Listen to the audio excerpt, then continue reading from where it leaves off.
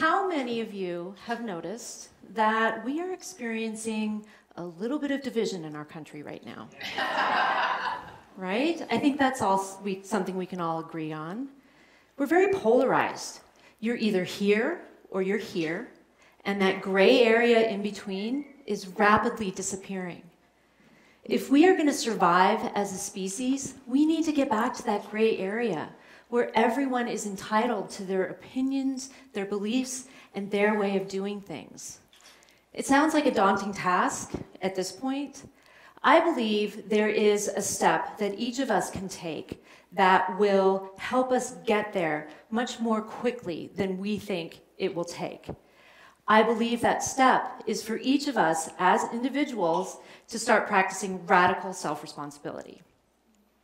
When you are practicing radical self-responsibility, you understand that every thought you have, every emotion you feel, every action you take is your responsibility. You know that you are responsible for how your life is going. Practicing it is really hard because it means you don't get to blame anyone or anything else for how your life is going. When you decide to start a practice, it will bring up every fear, demon, and place of inadequacy you think you have. To stay on the practice, you will have to face all of them head on, and if you're anything like me, none of them will go down without a long, bloody fight. How do you know if you're practicing radical self-responsibility? If you hear yourself saying things like, she makes me so mad when she does that, or I hate that light, it's so slow, it's always making me late, you're not. You're blaming other people for how you feel and other things for your actions. I committed to practicing radical self-responsibility a few years ago. Like any new practice, it got off to a little bit of a shaky start. I'd take 3 steps forward and 4 steps back. I had good days and bad days. On the good days, I was practicing it all the time, except when I was driving. On the bad days, I was practicing it all the time, except when I was awake. But I kept practicing, and I started to see slow improvements. And then one day, I had a phone call that took me to a whole new level. I have a friend who lives in a different part of the state. We don't see each other very often, so we try to keep in touch by getting on the phone every few months to catch up.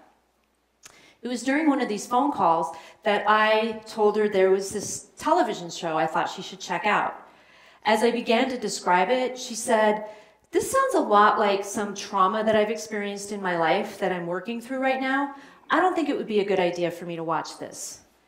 In my infinite wisdom, I ignored her and continued to talk about the show. She started getting agitated. I continued talking.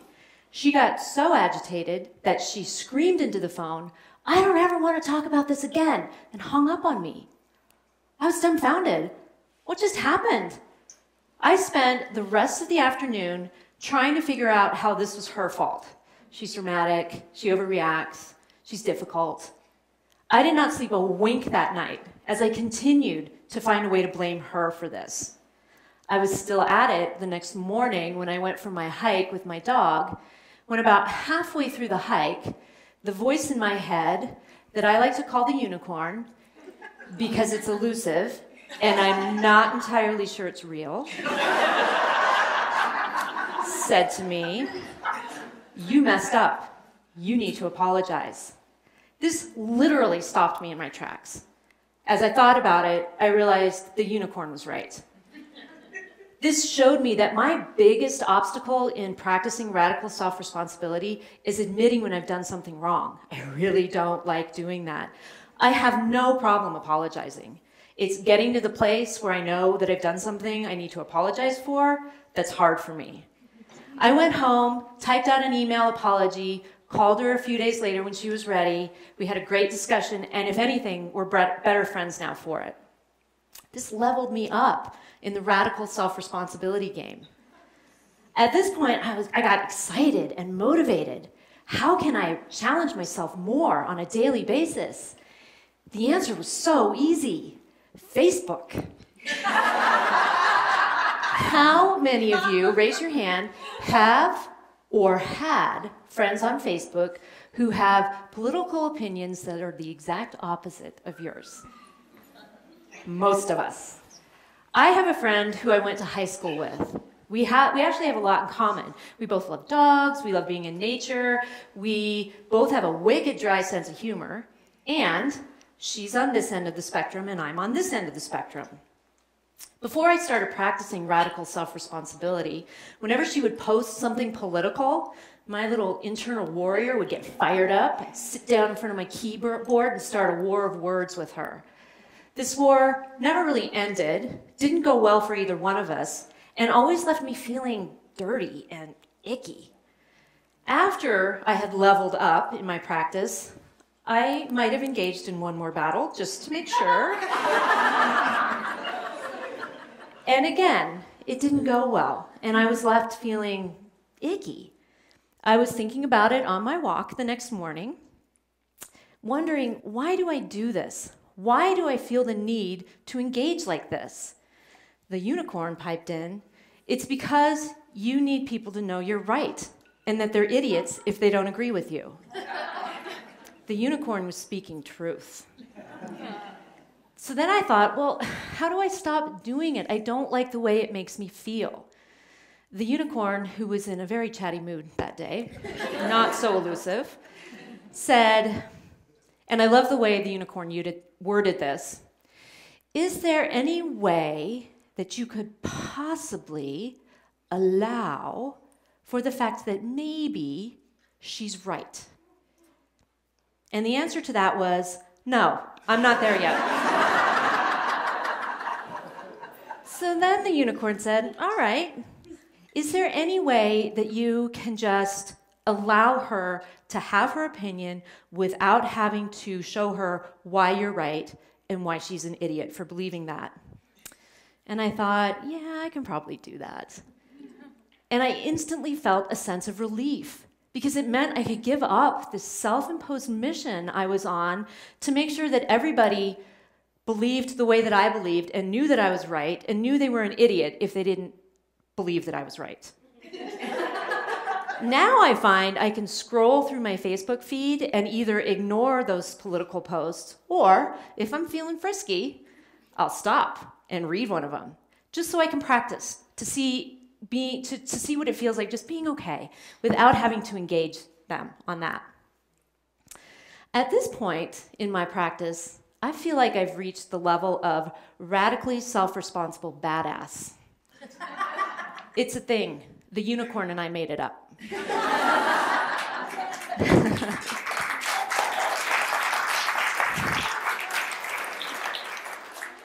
Where do you go when you've reached this level of badassery? To sovereignty, obviously. Sovereignty is a self-governing state. When you are sovereign, you know that you are in control of your thoughts, your feelings, your actions, your creations, your mistakes, everything. As a self-governing being, you understand, you have taken radical self-responsibility so far that it is no longer a practice. It is a way of being where you truly know who you are. Part of that knowing is understanding why you react the way you do to certain people and situations, and knowing that your reaction has nothing to do with anyone or anything else other than you. Here's an example. Let's say I am a server at a restaurant, a sovereign server, if you will. Let's say there's a woman who comes into this restaurant 3 or 4 times a week by herself, and there's something about her that just annoys you. As a sovereign being, you understand that it's not her that's annoying you. It's something about the situation that's annoying you. So you go internal. You sit with it, trying to think, why is this bringing up annoyance in me? The answer hits you. It's because this woman is sad and kind of depressed. And your mom was sad and kind of depressed and never had time to do anything fun with you. And then you realize that what that brings up is feelings of unworthiness or being unlovable, and that's where this is really rooted in. And now you've been given this gift because you know where you need to start looking and what your next process is going to be, working through what went on with you and your mom. Why is it so important for us as individuals to be practicing radical self-responsibility with the goal of getting to sovereignty? If we are going to get back to that gray area, the first step is coming back into unity. True unity can only happen when everybody is sovereign or is working to become so. Because then nobody is looking to the unity for external validation. Instead, we all understand that we know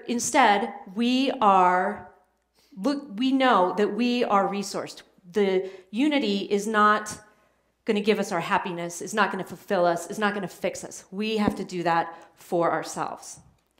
As we move back into the gray area and unity, if we are all sovereign first, then we're not attached to our views or our opinions being the best one or the solution. Instead, we are open to the views and the solutions that are best for the greater good. Hearing this, how many of you think that you are already practicing some level of radical self-responsibility? Nice. Yay. Keep practicing. If you're not already doing it, consider starting a practice. It's hard, it's challenging, and if I can reach the level of radically self-responsible badass, anyone can.